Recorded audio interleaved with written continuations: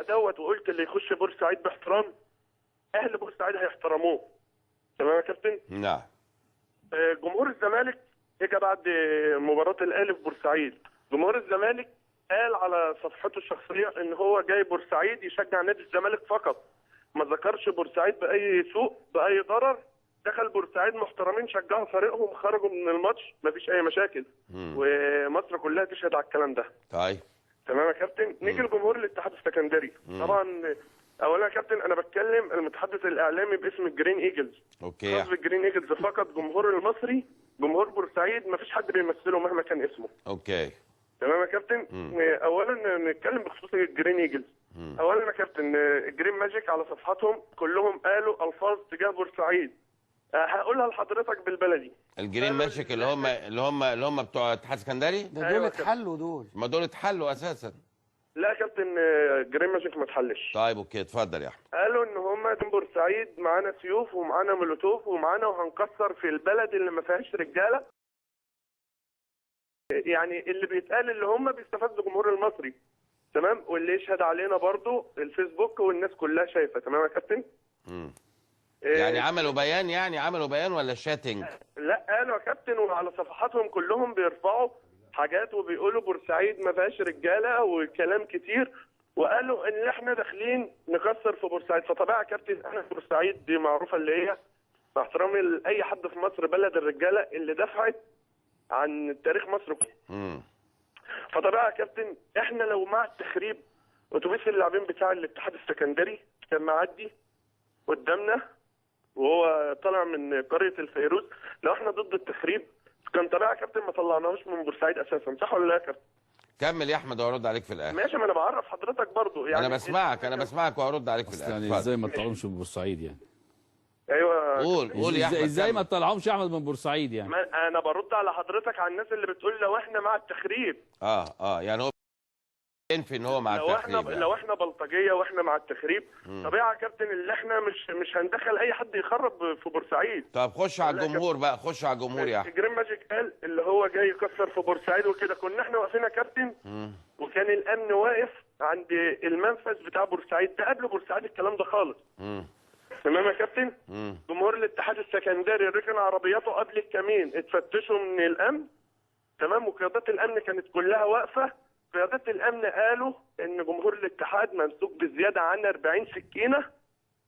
تمام. ويمكن حضرتك تتاكد من قيادات الامن المصري يعني اللي كانوا واقفين وشايفين الموضوع ماسكين جمهور الاتحاد ب 40 سكينه. هل حضرتك ده مباراه كوره انت جايب 40 سكينه جاي تعمل ايه في البلد؟ احنا بس بنسمعك، احنا مش متاكدين من اللي انت بتقوله يا احمد. ما انا بقول لحضرتك يعني لازم من الامن يطلع يقول لنا ان في كذا، ما ينفعش ياخد معلومه منك. برضه ماشي انا بوضح لحضرتك بس النقطه.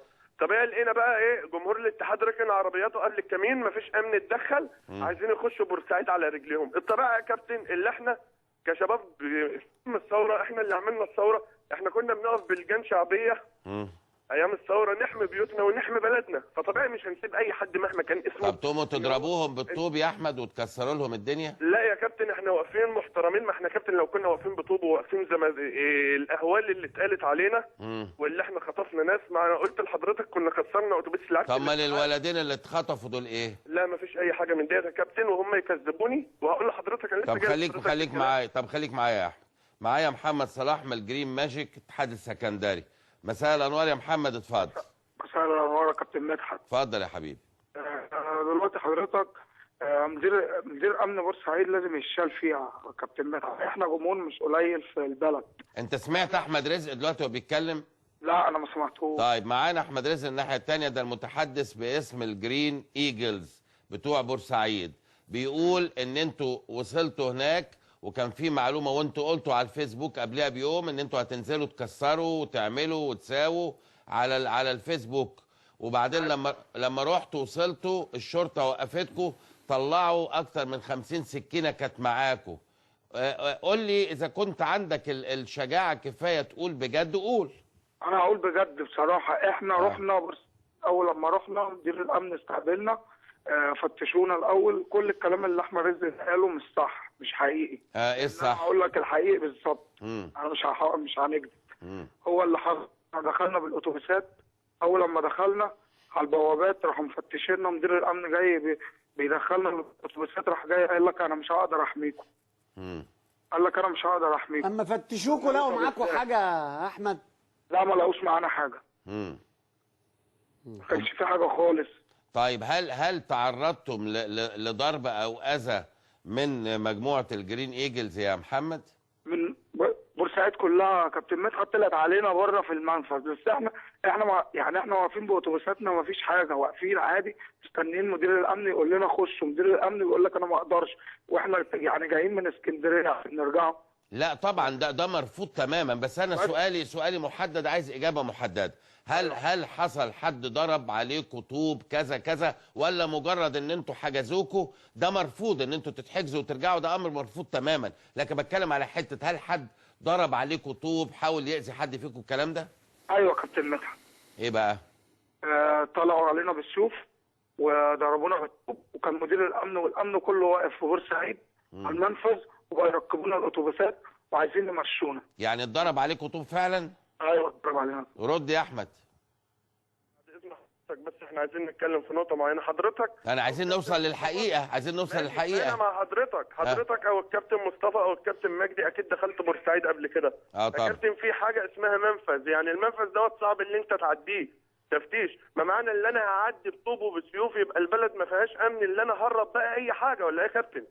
يعني ما حصلش لا بس الكلام ده. لما بتعدي على رجلك، انت ما بتعدي على رجلك وماشي، ما حدش بيقول لك، ما حدش بيفتشك. ازاي يا كابتن؟ ازاي يا كابتن؟ يعني انا اعدي، انا اسف باللفظ، مخدرات. طب اسمع يا احمد، انت كنت موجود عند المنفذ يا احمد؟ لا انا ما كنتش موجود عند المنفذ يا كابتن. طيب هل انت متاكد من كلامك؟ متاكد من حضرتك، بس انا عايز بس اوصل نقطه. ايه دي اخطر نقطه، دي اخطر نقطه. ماشي، انا عايز اوصل لحضرتك النقطه المهمه واللي اخطر نقطه واللي هرد على حضرتك فيها. قول. هم بيقولوا اللي هم كانوا على الكمين بيبعد عن المنفذ بحوالي 2 كيلو، عشان انا اعدي من المنفذ واعدي على الكمين يا كابتن بسكاكين، يبقى ازاي؟ انا عايز برضه حضرتك توصلهاني. طب رد يا محمد. يا كابتن مدحت، هم لو كان مش بنيتهم حاجه ما كانوش دخلوا مدرجنا وولعوا شماريخ. ده موضوع تاني. صح ولا مش صح يا كابتن؟ صح 100. هم مش بنيتهم حاجه ولعوا الشماريخ وقعدوا في مدرجنا.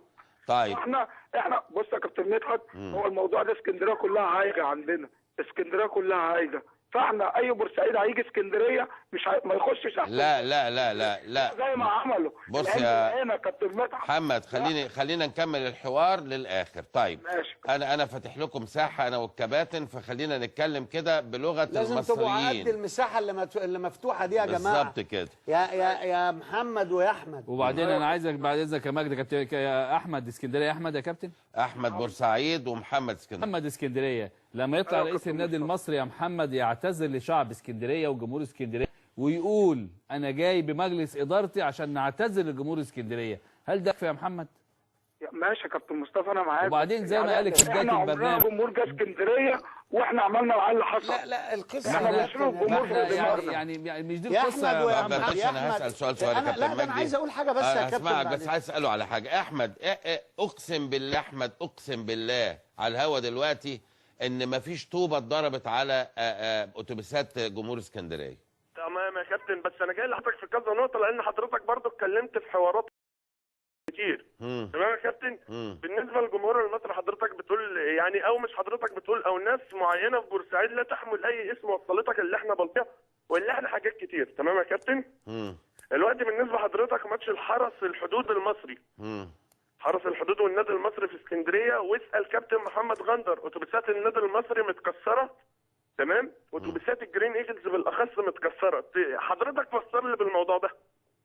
يعني في اسكندريه انت منتظر ايه؟ يعني مين اللي كسرها؟ جمهور اسكندريه؟ لا يا كابتن، حضرتك بقى احنا مش بنشم على ايدينا، احنا طالعين من الاستاد لاقيين طب يتلقى علينا، وفي اسكندريه هيكون من مين يا كابتن؟ طيب انا مش عايز اتكلم في تاريخ يا احمد، انا عايز اتكلم، انا عايز اصل التاريخ مش عندي عشان ارد عليه، انا بتكلم في واقع نقطه معينه يا كابتن بخصوص حته المدرج اللي حضرتك برضو قلت عليها امبارح. تمام. كورتاج. قلت اللي فيه كورتيج، واولا الكورتيج دوت يا كابتن بيبقى خارج الاستاد وبيبقى في مكان الفريق المنافس. تمام. انا بقى هتكلم حضرتك بنقطه، هنبدا معلش يا كابتن اللي انا مطول على حضرتك. قول يا حبيبي قول. السنه اللي فاتت جمهور الاتحاد السكندري ويكذبني محمد، تمام، اعلن اللي هو يعمل كورتيج في بورسعيد لان بورسعيد ما فيهاش رجاله، وقال كلام من دوت، وكان في رمضان يا كابتن. حصل يا محمد الكلام ده؟ امبارح السنه اللي فاتت حصل يا كابتن. حصل. احنا دخلنا بورسعيد وعملنا كورتيج. انا ما اقولكش بعد اذنك يا كابتن مدحت. طيب اولا انت محترم يا محمد ان انت قلت حصل، انا بحترم الصراحه. طب ليه يا محمد قلتوا كده؟ ما دي حاجات بتزعل برضه. دي بتبقى حاجه في الالتراس. احنا نازلين بلد فقلنا هنعمله كورتيج، عملنا عن عملنا ما كسرناش ولا حاجه. هسمعك يا احمد. ما عزمناش حد في بورسعيد. ازاي يعني انت لما تعمل كورتيج؟ عملنا كورتيجنا ورحنا داخلين على الملعب. ايه كورتيجكوا ده بقى؟ ايه الكورتيج عملتوا ايه؟ البانر بتاعنا ولعنا شماريخ من وراه ودخلنا بيه لغايه الملعب، ولعنا شماريخ وفتحنا البانر. طيب قول، اتفضل يا احمد قول. الوقت يا كابتن مدحت هرد على محمد طبعا. بخصوص هنبدا بالسنه اللي فاتت وسبب التوتر اساسا اللي احنا كنا مباراه المصري والاتحاد في رمضان، تمام يا كابتن؟ تمام. جمهور الاتحاد، جمهور الجرين ماجيك والاتحاد عموما قال اللي احنا جايين بورسعيد هنولع وهنكسر وهنعمل، ولو في عادل شكل يشهد على الكلام بتاعي. جبنا عادل قبل الماتش بيوم وقعدنا معاه قلنا له يا عادل احنا عايزين الموضوع يكون باحترام، احنا اخوات ونكبر، والبلد يعني البلاد مش مستحمله ان احنا نعمل اي حاجه. تمام. برافو عليك برافو عليك. واتسحرنا مع بعض، كنا في رمضان وعادل شكل كلمهم قال لهم يا جماعه خلاص الناس كبروا لنا واحمد رزق والناس في بورسعيد كبروا لنا، يا ريت نحترم بعض وايه، ومفيش اي حاجه من دي. تمام يا كابتن مدحت؟ تمام. يجوا تاني يوم ساعه الفطار والاذان بيقول الله اكبر، ساعه الفطار بالظبط يا كابتن، نزلوا قبل الاستاد كسروا العربيات اللي واقفه هناك. تمام يا كابتن؟ وكان في بنات ماشيه برضو، يعني مش عايز اقول لفظ وحش، اذوهم. تمام يا كابتن؟ من عندكم من عندكم من جرين ماجيك. من جرين ماجيك. تمام يا كابتن؟ لا ما حصلش. وصوروا كل دوت يا كابتن، والكلام دوت موجود على صفحاتهم خصوصا. طب رد يا محمد، رد. استنى يا احمد، رد يا محمد على دي. اقسم بالله العظيم يا كابتن احنا ولا عايزين حد في بورسعيد ولا كسرنا حاجه. احنا عملنا الكورتيج ورحنا داخلين على الملعب، ولا كسرنا حاجه ولا عملنا حد. لا يا كابتن ولا هم منزلين ولا اي حاجه من الحاجات دي حصلت. امال هو يا كابتن امال هو جايب الكلام ده منين؟ هو جايب الكلام ده منين يا احمد؟ دليل اللي انا داخل اعمل كورتيج امشي في بلد مش بلدي واشتم في اهلها، دليل اللي انا ايه يا كابتن؟ يا جماعه هو ده اللي انا عايز اتكلمه. يا جماعه هو ده اللي انا عايز اتكلمه في عرض دين محمد. اتفضل. يا بلد مين اللي مش بلده؟ وبلد ايه؟ والانجليز بيحاربوا الالمان ولا ايه القصه؟ يا كابتن يا عم الحاج والنبي يا عم احمد انت ومحمد يا جماعه، هل اما انا اروح بورسعيد دي مش بلدي؟ اما انت تيجي القاهره مش بلدك؟ ايه يا جماعه اللي انتوا بتتكلموا فيه ده؟ انتوا عارفين يا عم احمد انت ومحمد اسمعوني لو سمحتوا، انتوا عارفين الكلام اللي انتوا بتقولوه ده ايه؟ الكلام اللي انتوا بتقولوه ده خلص من مش من الثلاثينات، من سنه 1900. تمام. اللي هو ما تخشش حتتنا وما خشش حتتك واللي عاكس بنت الحته، الكلام ده انتهى من زمان. احنا في 2012 يا جماعه. ايه اللي انتوا بتتكلموه ده؟ مش يعني لا الانجليز بيحاربوا الالمان، ولا الفرنساويين دخلوا على المنصوره، ولا الغزو ولا الاحتلال ولا نابليون بيغزو مصر. الكلام ده في التاريخ. انت مصري وهو مصري. بتكلم عن الناس اللي بتبدا في المشاكل. يا عم انت مصري وهو مصري. يا عم شجع فرقتك. ايه اللي الرياضه بقت تخش بلدنا وما خشش بلدهم؟ الكلام ده لازم تقتنعوا يا محمد والنبي انت واحمد. اسمعوني لو سمحتوا. هنسمعك يا حبيبي هنسمعك. لازم تقتنعوا. ثانيه واحده يا كابتن. لازم تقتنعوا ان انتوا اللي انتوا بتعملوه ده، العند اللي بينكم ده غلط. ده لا لمصلحه بلد ولا لمصلحه كوره ولا لمصلحه بورسعيد. هو سالك سؤال مهم. ولا لمصلحه اسكندريه. احنا لازم نخش معاهم في تفكيرهم يا كابتن مجدي عشان نحل المشكله، وانا عارف انها تحل لانه واضح من احمد ان هو ابن بلد، وواضح من محمد ان هو ابن بلد. يا كابتن اصل ده بيقول لك نخش بلدنا وده يخش بلدنا. انت صح. هو سال سؤال مهم قال لك مين اللي بيبتدي. طيب خلينا. لا احنا عايزين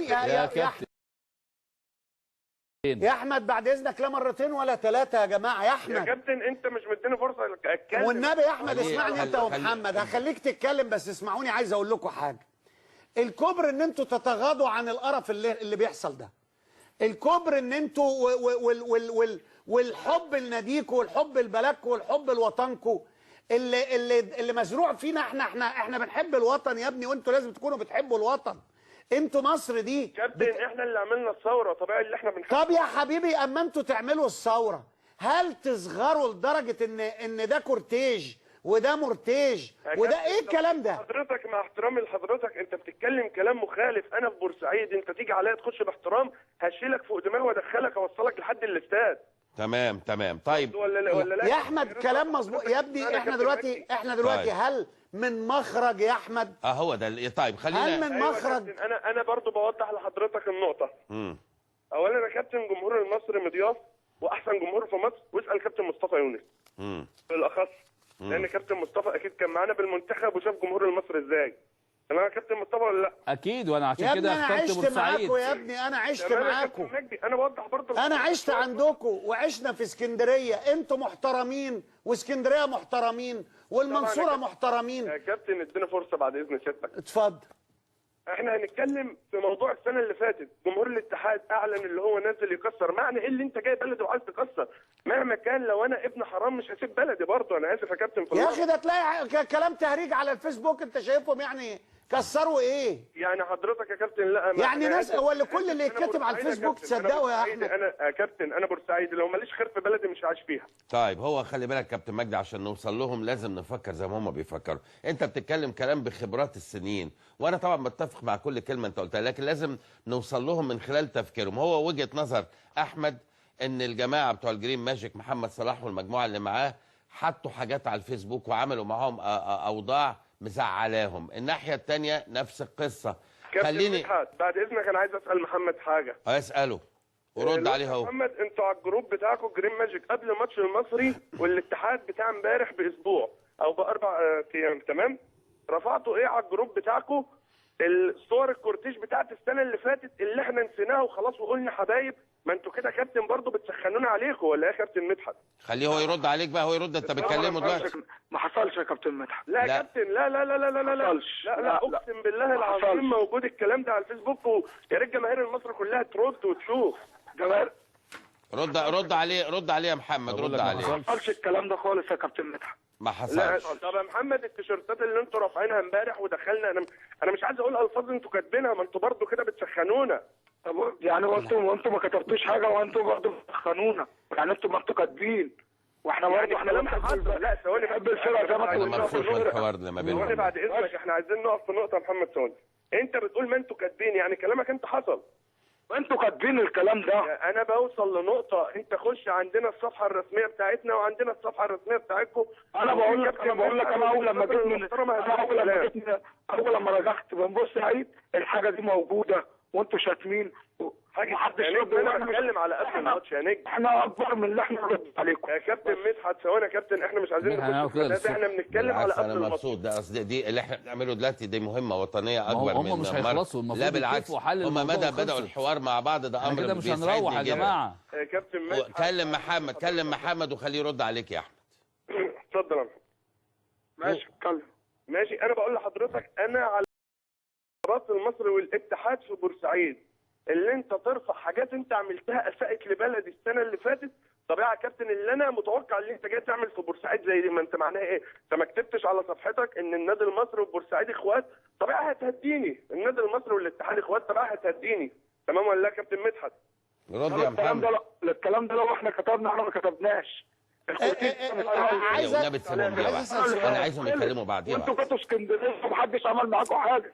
لا انا اللي فاتت ثواني. لا بس يا محمد، بس مش عايزين نتوه في الحوارات. بقول لك هنا اسكندريه ماتش الحرس والمصري اللي قبل ماتش الاتحاد، اللي اخر ماتش ليا في اسكندريه العربيات كلها اتكسرت. واحنا دي مسؤوليتنا اللي احنا نحميكم في اسكندريه في اي ماتش تجوم. احنا مش بقول لحضرتك العربيات اتكسرت. ماتش الاتحاد بس يا كابتن مدحت. انا في سؤال بقول لحضرتك، العربيات اتكسرت. طيب خليني انا طبعا دقيقه واحده يا احمد بعد اذنك، ودقيقه واحده يا محمد، وبستاذنكم يا كباتن ان انا ادير. يعني خلينا نقول انا سبتكم تكلموا بعض لان كان ده مهم ان يحصل حوار ما بينكم. بس في نقطه معينه يا كابتن مدحت بس عشان ما تروحش مني بالله عليك. اتفضل. حضرتك قلت اقتحام التراس جرين ايجلز وكورتيج والكلام دوت امبارح في المدرج. نعم تمام يا كابتن. اولا معلومه بس حضرتك، واكيد الاعلام كله عنده النقطه ديت، ان مستر كامل ابو علي تفضل مشكورا ان هو بقى نصه خاص بالجمهور المصري ونص تاني خاص بجمهور الضيف. تمام يا كابتن؟ يعني اللي انتوا كنتوا فيه كان مدرجكم انتوا. النادي المصري كان مدرج النادي المصري. اوكي، واخد بالك يا محمد، يعني ده ما كانش المكان المخصص ليكوا يا محمد. الكلام ده يا كابتن متفعل. احنا طول عمرنا لما بنيجي لبورسعيد ورا الجون ده كله بيبقى بتاعنا يا كابتن. الماتش ده هو بيقول لك ان هو اسم في النادي المصري يقول لك الكلام ده. طيب صلوا على النبي. المدرج مقسوم بالسور حديد كده ان احنا كنا قاعدين في الحته الخاصه بالجمهور المصري. كويس قوي ان انت بتوضح ده. يعني احمد عايز يوضح يا محمد ان هم ما عملوش كورتيج ولا حاجه، هم قعدوا في المكان المخصص ليهم لان المدرج اتقسم نصين. يا كابتن الامن فتح لنا الباب، الامن فتح للجمهور المصري. انا سمعتك يا احمد. بورسعيد اساسا يا كابتن. ماشي شكرا. لا خليك معايا يا احمد. ومدير الامن لازم يشال فيها. خليك معايا يا احمد دقيقه. يا محمد ما انتش مسؤول في الدوله يا محمد عشان تشيل مدير امن يا محمد. ماشي يا كابتن، انا معاك بس ماشي. بس المفروض احنا رايحين بلد، المفروض الامن هو اللي يامننا. ما فيش امن، مدير الامن بيقول لك فالثغره. طيب ممكن يا جماعه ده مدير امن محمد، ممكن يا احمد انا سمعتك بوضوح، من فضلك اديني فرصه. انا سمعت كل النقط اللي عندك. لسه في نقط عندك؟ اديني فرصه 3 دقايق بعد اذنك يا طب لو تسمعني بس حضرتك اقول لحضرتك حاجه. اتفضل. هو الامن متواطئ عشان مسك سكاكين ومسك مولوتوف ومسك حاجات من دي؟ انا عايز ارد من حضرتك بس. اوكي. ما حصلش الكلام ده. طيب اوكي خليني انا اتكلم بقى. دلوقتي يا احمد يا رزق يا محمد يا صلاح، اكيد ان اللي حصل من يومين ده اكيد له سوابق عندكم جوه نفسيتكم، سواء من خلال احداث حصلت او من خلال كلام على الفيسبوك وعلى الانترنت والكلام ده كله، وده خلى النفوس تشيل من بعضيها، واحنا حتى العيله الواحده بيحصل الكلام ده كله. خلينا يا جماعه نتكلم باحساس الوطن، وانتوا زي ما بتقولوا شاركتوا في الثوره، وانا عارف كلنا عارفين ومتاكدين من ده. مش آن الاوان ان احنا نصالح نفسنا شويه يا جماعه، ونحضن بعضنا شويه، ونحب بعضنا شويه عشان بلدنا، ونرتقي بنفسينا باحاسيس جديده تليق بمصر الجديده؟ رد يا محمد انت الاول. انا معاك يا كابتن مدحت، بس انا بتكلم، احنا ما ينفعش يا كابتن مدحت اللي اتعمل فيه انا معاك. عايز اقول لك مش عايزين نعيد من الاول يا محمد، مش عايزين نعيد من الاول. لا بص يا محمد، اللي حصل فيكوا ده امر مرفوض شكلا وموضوعا. انا معاك يا حبيبي وبديك حقك على الهوا اهو. انت ما ينفعش. ما انا برضه، ما احنا في الجمهور عندنا برضه زعلانه يا كابتن مدحت. انا معاك يا حبيبي. ما اقدرش اقول نتصالح معاهم، احنا ما نتصالحش مع جمهور. لا خلاص كده يا كابتن مدحت. لا انا ما بتكلمش دلوقتي، انا بتكلم يا محمد، انا بخاطب الجمهور. يا كابتن مدحت انا بتصل سيادتك، انا مش طالب صلح، انا طالب توضيح. حبيبي يا احمد احنا مش عايزين يعني عايزين نبقى ده في الصعيد بيشيل كفنه على ايده. هو في كلامه بيوضح اللي انا بتصل لا هو بص يا احمد، هو برضو من حقه يكون واخد على خاطره كجمهور اسكندريه. انا قلت لحضرتك بالظبط كده ان هو يعني جاي. لازم ناخد جمهور الزمالك. اولا احنا ما بنشجعش غير المصري في بورسعيد، بس جمهور الزمالك لما قال انا داخل بلد بورسعيد ناس محترمه شعبها حاربه، داخل اشجع الزمالك، طبيعي يا كابتن اللي انا هكون شايل الناس دي فوق دماغي ويخشوا بلدنا باحترام ويطلعوا من بلدنا باحترام. ممتاز يا احمد. نشجع فريقنا وهم يشجعوا انت وجهه نظرك واضحه يا احمد، بس حصل مباراه الزمالك. خليني يا احمد من فضلك اكمل كلامي في الدقيقتين 3 اللي فاضلين دول. ومحمد بيتكلم على انه الجمهور زعلان، انا عارف يا محمد، واحنا زعلانين زيك بالظبط، ان لا يليق ان الجمهور بالكامل يروح بلد وبعدين يرجع من على البوابات مره ثانيه، اكيد امر لا يليق اطلاقا. لكن انا بدات الحديث وقلت ايه؟ قلت اللي حاصل ده نتيجه سوابق قبل كده ومشاحنات والى اخره. انا شايف يا محمد يا اسكندراني، وشايف يا احمد يا بورسعيدي، وانا بكلم في شخصكم كل الجماهير اللي هي موجوده هنا وهنا. آن الأوان يا شباب إن إحنا نحب بعضنا، آن الأوان إن إحنا نحس بمصرنا، آن الأوان إن إحنا نعيش حياة مختلفة عن اللي إحنا عشناها كلنا قبل كده في العصور البائدة اللي أنتوا عارفينها. آن الأوان إن إحنا نعلي من شأن بلدنا كمصريين بنحب بجد بلدنا وبنعلي من شأنها يا شباب. خلينا نطوي الماضي بحلوه ومره، بذكرياته السعيدة وذكرياته الأليمة، وتأكدوا ان احنا مقدرين تماما كل واحد عانى من شيء احنا عارفين ان هو عانى واحنا بنعتذر له، وفي نفس الوقت بنرجو من كل الاطراف ان احنا نقرب مرة تانية يا جماعة من بعضنا ونحب بعضنا، ان احنا كلنا مصريين. لما اي حاجة بتحصل زي كده صدقوني يا شباب، اللقطات اللي بتحصل دي بتتذاع بره في اوروبا وهنا وهنا وهنا، السياحة بتقول ده البلد فيها فوضى، واللي عايز يبعت فلوس عشان يستثمر ما بيبعتش فلوس، والغلابة اللي موجودين بيزيدوا والفقر بيزيد في البلد. فانتوا عليكم مسؤولية عظيمة ان انتوا تتحرروا من الاحاسيس دي، ونرجع مع بعض ايد واحدة كلنا ونحب بعض في مصرنا الجديدة.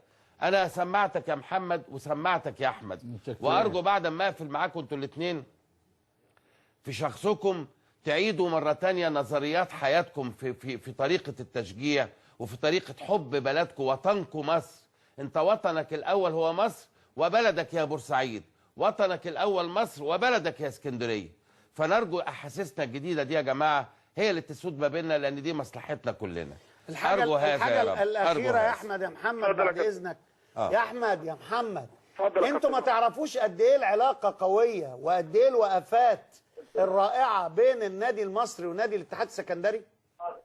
عارفين الكلام ده ولا مش عارفينه؟ تمام يا كابتن. والنادي لا أنا بس ثانية واحدة. مصر النادي كبير يا كابتن. يا محمد خلصونا بقى يا جماعة بالحديث ده بقى. يا محمد هل عارف الكلام اللي أنا بقوله ولا لأ بس؟ إيه ده؟ ايوه يا كابتن ماشي. أحمد يا أحمد ثانية واحدة يا محمد. مع حضرتك يا أحمد عارف الوقفات الرائعة بين الناديين ولا مش عارفها؟ طبعا يا كابتن. بقول لحضرتك جماهير المصري وجماهير الاتحاد احترام وبناكل مع طب هل الوقفات الجميلة دي ما تستاهلش منكم انتوا الاثنين ان انتوا ثانية واحدة اسمعوني يا جماعة؟ انت عندك السادسة مساء بكرة، يبقى هاتهم على الهوا واتكلم معاهم. ما تستاهلش منكم انتوا الاثنين ايه ده؟ ان انتوا تحطوا ايديكم في ايد بعض وتتسامحوا. تمام يا كابتن. متشكرين يا ابو حميد، متشكرين يا محمد. هو ده طيبين. محمد احنا عايزين نقفل باحساس طيب يا محمد انت واحمد. حضرتك بس اخر حاجه، انا اولا طبعا احنا ما فيش كلام بعد اللي حضرتك قلته، ما ينفعش نتكلم كلام تاني. تمام. طبعا انا هقول لحضرتك اسكندريه وبورسعيد ما فيش اي مشاكل، احنا اخوات وما فيش اي حاجه. بس في رسالتين يا ريت من خلال برنامج حضرتك اللي مصر كلها والعالم كله شايفه، يا ريت توصلهم. بورسعيد يا كابتن بلد يعني اكيد حضرتك طبعا اكبر مني سنا واكيد عارف بورسعيد ايه. تمام. نعم. يا ريت يا كابتن احنا بورسعيد دي تعتبر وطننا قبل اي حاجه. يا ريت يا كابتن اللي يخش بورسعيد يخش باحترام وبادب، هنشيله فوق دماغنا واحنا ناخده كده من ايده نوصله للاستاد، واحنا اللي نحميه من اي واحد هيقدر يخش بينا. تمام يا كابتن. تمام يا حبيبي. تمام. نقطه ثانيه، نقطه يا ريت بس اوضحها لحضرتك. الجمهور المصري مفيش كبير مشجعين ليه ولا في اي حاجه ولا في اي حد بيتكلم على لسان جمهور المصري. جمهور المصري حر، جمهور المصري يا كابتن بيسافر على حسابه، التراس جرين ايجلز بيسافر على حسابه. احنا مفيش اي حد بيتكلم باسم جمهور المصري. حتى انا اول ما قلت لحضرتك انا بتكلم المتحدث الاعلامي بخصوص الجرين ايجلز فقط. تمام. تمام يا كابتن. تمام يا احمد يا حبيبي. تمام، وان شاء الله يكون كل خير ما بيننا. احنا مصر يا جماعه قبل اي حاجه. اشكرك يا احمد، اشكرك يا محمد.